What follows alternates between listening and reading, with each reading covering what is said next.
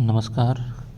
इस video lecture में हम जो पर्वत निर्माण के सिद्धांत हैं कि पर्वतों का निर्माण कैसे होता है उन सिद्धांतों के बारे में पढ़ेंगे। तो सबसे पहला जो अपना सिद्धांत है वो है कोबर का भूसन्नति सिद्धांत। इससे जो पहले वाला वीडियो था उसमें हमने भूसन्नतियों के बारे में पढ़ा था कि भूसन्नतियाँ क्या थी। भूसन्नतियाँ लंबे संकरे और उथले जलीय भाग थी जिनमें जब तलछटों का जमाव होता है तो उनकी जो तली होती है उस तली में भी धसाव होता जाता है। उसके 3 स्टेज हमने पढ़ी थी। पहली स्टेज तो भूसन्नति निर्माण की थी जिसमें भूसन्नति का निर्माण होता है, उसमें जमाव होता है और तली का धसाव होता है। दूसरी उसकी स्टेज थी पर्वतों के निर्माण की।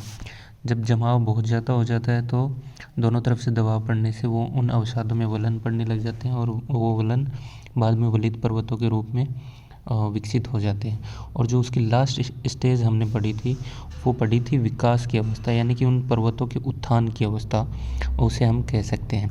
तो इस वीडियो लेक्चर में हम कोबर का जो भूसन्नति सिद्धांत है उस भूसन्नति सिद्धांत के बारे में पढ़ेंगे। ये जो भूसन्नति सिद्धांत है ये कोबर ने वलित पर्वतों की उत्पत्ति की व्याख्या के लिए दिया था। अब कोबर ने ये बताया था कि आज जहाँ पर वलित पर्वत हैं वहाँ पर पहले भूसन्नतियाँ थी। तो भूसन्नतियाँ क्या थी ये हमने पहले देख लिया है कि जहाँ पर आज वलित पर्वत थे वहाँ पहले क्या थी, भूसन्नतियाँ। और इसीलिए कोबर ने इन भूसन्नतियों को क्या कहा है, पर्वत निर्माण स्थल, या इन्हें क्रेडल ऑफ माउंटेन भी कहते हैं। यानी कि जो पर्वतों का पालना है वो भी इन भूसन्नतियों को कहा जाता है। इन भूसन्नतियों के चारों ओर प्राचीन दृढ़ भूखंड थे जिन्हें क्रेटा जोन कहा जाता था। यानी कि ये जो भूसन्नतियाँ थी इनके चारों ओर जो दृढ़ भूखंड पाया जाता था उसको क्रेटेजोन, इसे क्रेटेजोन को जो दोनों ओर का भाग है भूसन्नतियों के किनारों का जो दृढ़ भूखंडों का भाग है उसको कोबर ने अग्रदेश या फोरलैंड भी कहा था। अब ये यहाँ पर हम भूसन्नति देखते हैं। इस भूसन्नति के दोनों ओर ये क्या है, ये अग्रदेश है और ये क्या है, भूसन्नति है। तो ये जो अग्रदेश है यहाँ से नदियाँ मलबा और अवसाद लाती हैं। नदियाँ मलबा और अवसाद लाएंगी और वो भूसन्नति में जमा करेंगी। और ये जो अवसाद जमा करने की प्रक्रिया है इस पूरी प्रक्रिया को ही अवसादीकरण हम कहेंगे। यानी कि जो अग्रदेश हैं उन अग्रदेशों से जो अवसाद हैं उनको लाना और भूसन्नति में जमा करना, इस सारी प्रक्रिया को क्या कहेंगे, अवसादीकरण। इन अवसादों के जमाव से हमें पता है कि भार में क्या होगी, वृद्धि होगी। ये जो भूसन्नति की तली है इस तली के भार में क्या होगी, वृद्धि होगी और तली में धसाव होता है। यानी कि ये अभी भी भूसन्नति की कौन सी अवस्था चल रही है, पहली अवस्था। ये भूसन्नति है, दोनों ओर फोरलैंड है, यहाँ से नदियाँ अवसाद लेके आएंगी। अब ये जैसे जैसे इसमें अवसाद डालेंगी तो यहाँ पर भार है वो बढ़ता जाएगा और जैसे जैसे भार बढ़ेगा तो इसकी तली है वो और धंसती नीचे वो नीचे धंसती हुई जाएगी। लेकिन ये जो भूसन्नति है वो हमेशा उथली बनी रहेगी। तो ये हमने देख लिया कि इसमें अवसादीकरण होता है और अवसादीकरण के कारण जो तली है उसके भार में वृद्धि होने के कारण तली में धसाव होता है। अब लंबे समय तक ये प्रक्रिया चलते रहने के कारण भूसन्नति है उसमें मलबे की मोटी परत जम जाती है। ये यहाँ पर हमने देखा और यहाँ पर हम देख रहे हैं कि कई परतें ये अवसादों की जम गई हैं।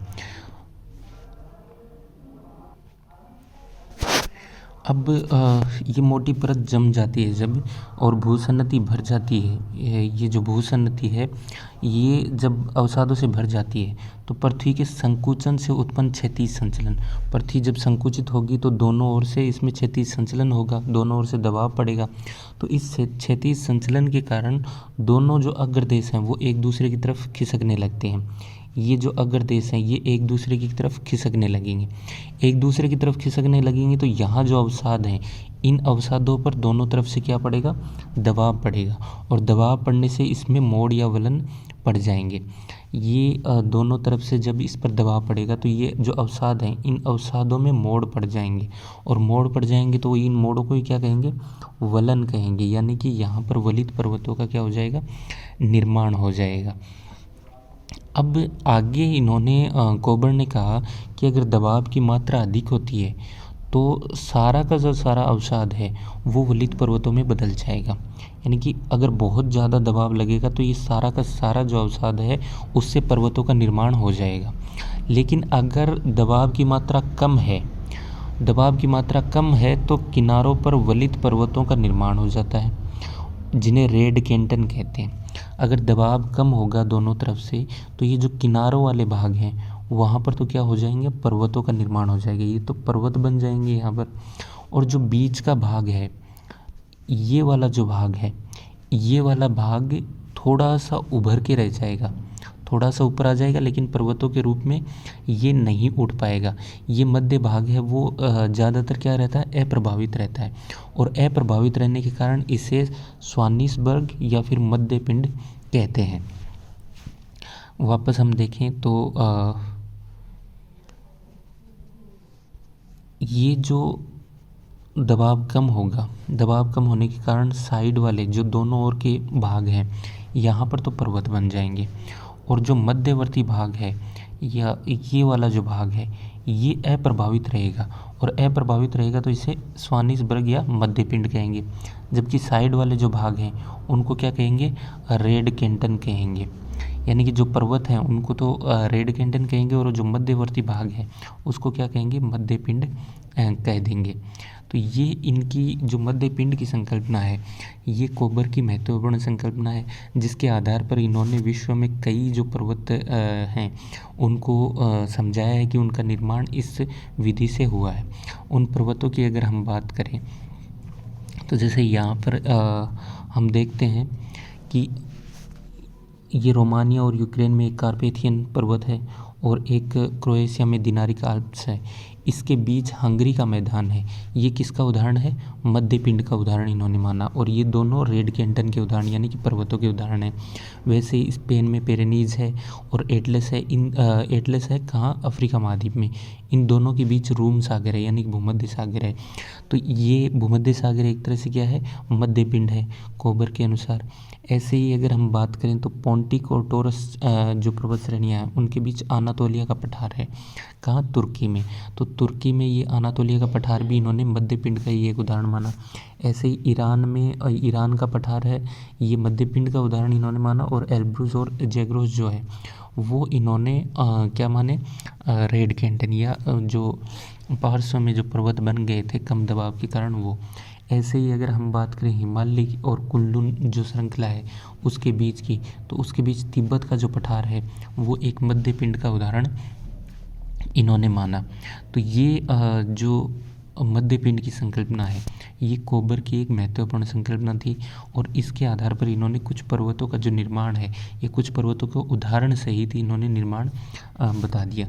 लेकिन इनकी आलोचना भी है, और आलोचना क्या है कि पहली तो है कि पृथ्वी के संकुचन से जो बल उत्पन्न होता है वो पर्वत निर्माण के लिए पर्याप्त नहीं है। यानी कि ये कहते हैं कि जब तली में धंसाव होता है तो दोनों ओर से जो अग्रदेश हैं उनसे संकुचन या संचलन उत्पन्न हो जाता है, उससे ये पर्वत बनते हैं। तो ये इतना ज़्यादा या इतना पर्याप्त बल नहीं हो सकता कि वो पर्वतों के निर्माण के लिए काम कर जाए। इसके अलावा हम देखें तो उत्तर से दक्षिण की ओर फैले हुए जो पर्वत हैं उनके निर्माण को ये नहीं समझा सकते। अगर हम यहाँ बात करें तो ये जितने भी उदाहरण हैं ये उदाहरण क्या है कि पूर्व से पश्चिम की ओर जो श्रृंखलाएँ फैली हैं, जो पर्वत श्रृंखलाएँ फैली हैं, लगभग उन्हीं के उदाहरण हैं। जैसे कुनलुन और हिमालय के बारे में हम जानते हैं कि हिमालय पर्वत है वो पूर्व से पश्चिम लगभग चापाकार रूप में फैला है। ये सारे के सारे ये लगभग पूर्व से पश्चिम की ओर फैले हुए, तो इनका उदाहरण तो स्पष्ट हो जाता है। लेकिन उत्तर से दक्षिण की ओर फैली श्रेणियाँ, खासकर जो उत्तरी अमेरिका की रॉकीज़ और दक्षिणी अमेरिका की एंडीज़ पर्वत श्रृंखला है, उनका जो निर्माण है वो निर्माण इस कोबर के भूसन्नति सिद्धांत के द्वारा कोई ज़्यादा स्पष्ट नहीं हो पाता है। तो ये इनकी महत्वपूर्ण आलोचना है। अब इसके बाद जो है वो हम होम्स का जो शैव अंतरंग सिद्धांत है वो पढ़ेंगे। हालांकि जो भूसन्नति है और भूसन्नति से जो पर्वतों का निर्माण है वो कोबर ने स्पष्ट किया था। तो ये काफ़ी बार एग्जाम में पूछा जाता है। और भूसन्नति पर कई बार छोटे क्वेश्चन भी आते हैं, 2-2 नंबर के या 5-5 नंबर के, तो ये आपको अलग से तैयार करना है।